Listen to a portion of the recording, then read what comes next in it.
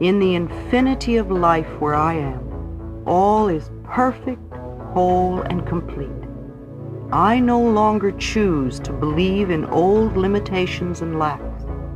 I now choose to begin to see myself as the universe sees me, perfect, whole, and complete. I am now perfect, whole, and complete. I will always be perfect, whole, and complete. I now choose to live my life from this understanding. I am in the right place at the right time, doing the right thing. All is well in my world. Chapter 5. What do we do now? I see my patterns and I choose to make changes. We decide to change. Throwing up our hands in horror at what we may call the mess of our lives and just giving up are the ways many people react. Others get angry at themselves or at life and also give up. By giving up, I mean deciding it's all hopeless and impossible to make any changes, so why try? The rest of it goes, just stay the way you are. At least you know how to handle that pain. You don't like it, but it's familiar, and you hope it won't get any worse. To me, habitual anger is like sitting in a corner with a dunce hat on. Does this sound familiar? Something happens and you get angry. Something else happens and you get angry again. Something else happens and once again you get angry. But you never go beyond getting angry. What good does that do? It seems foolish to waste your time getting angry. It's also a refusal to see life in a new and different way. It would be helpful to ask yourself how you are creating so many situations to become angry at. What are you believing that causes all these frustrations? What are you giving out that attracts in others the need to irritate you? Why do you believe that to get your way, you need to get angry? Whatever you give out comes back to you. The more you give out anger, the more you are creating situations for you to get angry at, like sitting in a corner wearing a dunce hat, going nowhere. Do these statements bring up feelings of anger? Good. It must be hitting home. This is something you could be willing to change. Make a decision to be willing to change. If you really want to know how stubborn you are, just approach the idea of being willing to change. We all want to change, to have situations become better and easier. However, we do not want to change. We would rather they change. In order to have this happen, we must change inside. We must change our way of thinking, change our way of speaking, change our way of expressing ourselves. Only then will the outer changes occur. This is the next step. We are now fairly clear on what the problems are and where they come from. Now it is time to be willing to change.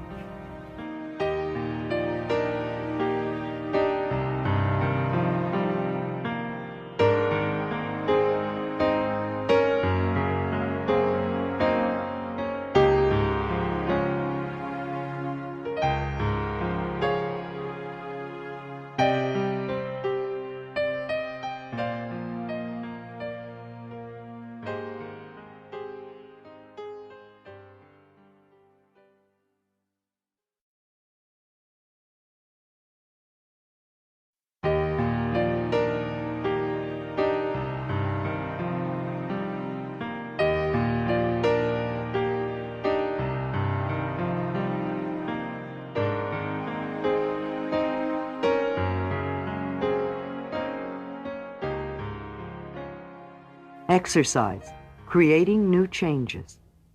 Now is the time to take your list of things that were wrong and turn them into positive affirmations. Or you can list all the changes you want to make and have and do. Then select 3 from this list and turn them into positive affirmations. Say your negative list was something like this: my life is a mess, I should lose weight, nobody loves me, I want to move, I hate my job, I should get organized. I don't do enough. I'm not good enough. You can then turn them around to this. I am willing to release the pattern in me that created these conditions. I am in the process of positive changes. I have a happy, slender body. I experience love wherever I go. I have the perfect living space. I now create a wonderful new job. I am now very well organized. I appreciate all that I do. I love and approve of myself. I trust the process of life to bring me my highest good. I deserve the best, and I accept it now.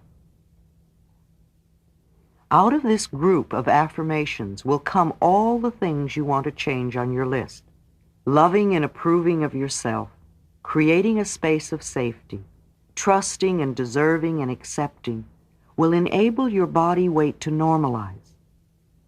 They will create organization in your mind, create loving relationships in your life, attract a new job and a new place to live. It is miraculous the way a tomato plant grows. It is miraculous the way we can demonstrate our desires. Exercise, deserving your good. Do you believe you deserve to have what you desire? If you don't, you won't allow yourself to have it. Circumstances beyond your control will crop up to frustrate you. Look in your mirror again and say, I deserve to have or be, and I accept it now. Say that 2 or 3 times. I deserve to have, and I accept it now. How do you feel? Always pay attention to your feelings, to what's going on in your body. Does it feel true, or do you still feel unworthy? If you have any negative feelings in your body, then go back to affirming, I release the pattern in my consciousness that is creating resistance to my good. I deserve. Repeat this until you get the acceptance feelings, even if you have to do it several days in a row. In our approach to building the new, we want to use a holistic approach. The holistic philosophy is to nurture and nourish the entire being, the body, the mind, and the spirit.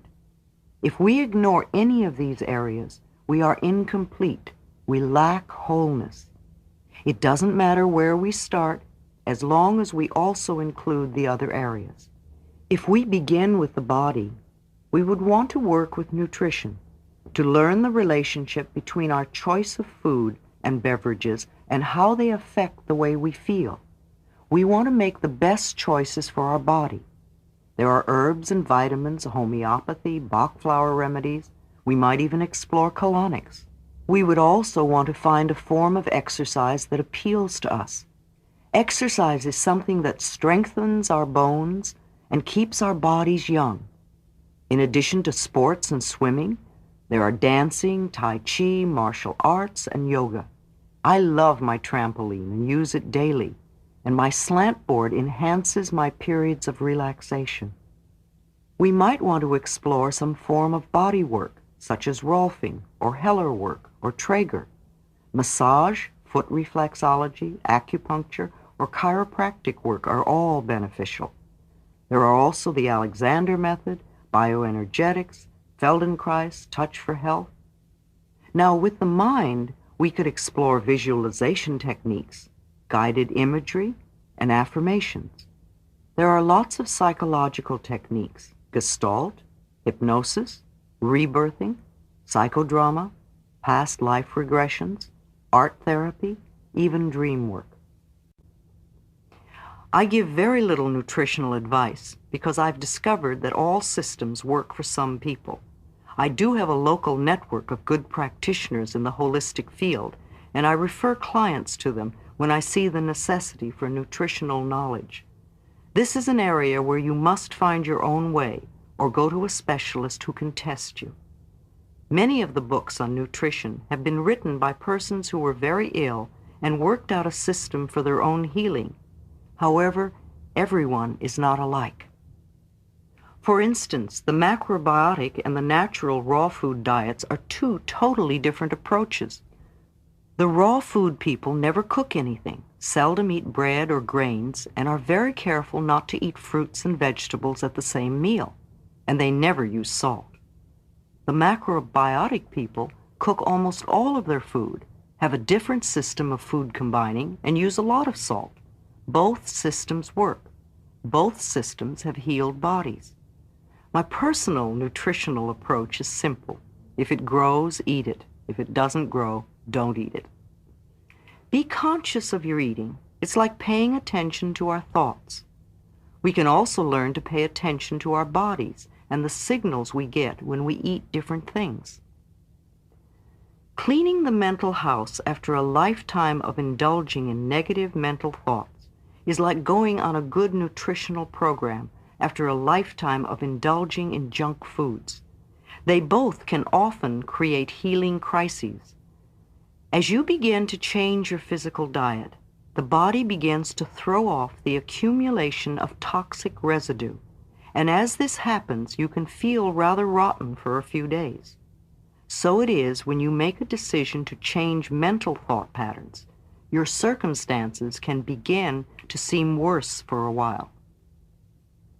Recall for a moment the end of a Thanksgiving dinner. The food is all eaten and it's time to clean the turkey pan. The pan is all burnt and crusty, so you put in hot water and soap and let it soak for a while. Then you begin to scrape the pan. Now you really have a mess, and it looks worse than ever. But just keep scrubbing away, and soon you'll have a pan as good as new. It's the same thing with cleaning up a dried-on, crusty mental pattern. When we soak it with new ideas, all the gook comes to the surface to look at. Keep doing the new affirmations, and soon you will have totally cleared an old limitation. So we have decided we are willing to change, and we will use any method that works for us. Let me describe one of the methods I have used with myself and with others.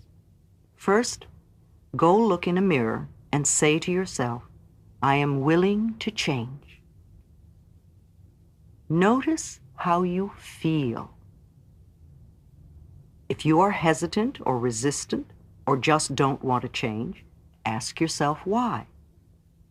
What old belief are you holding on to? Please don't scold yourself. Just notice what it is. I'll bet that belief has been causing you a lot of trouble. I wonder where it came from. Do you know? Whether we know where it came from or not, let's do something to dissolve it now. Again, go to the mirror and looking deep into your own eyes, touch your throat and say out loud 10 times, I am willing to release all resistance. I am willing to release all resistance. Mirror work is very powerful. As children, we received most of our negative messages from others looking us straight in the eye and perhaps shaking a finger at us. Whenever we look into the mirror today, most of us will say something negative to ourselves. We either criticize our looks or berate ourselves for something. To look yourself straight in the eye and make a positive declaration about yourself is, in my opinion, the quickest way to get results with affirmations.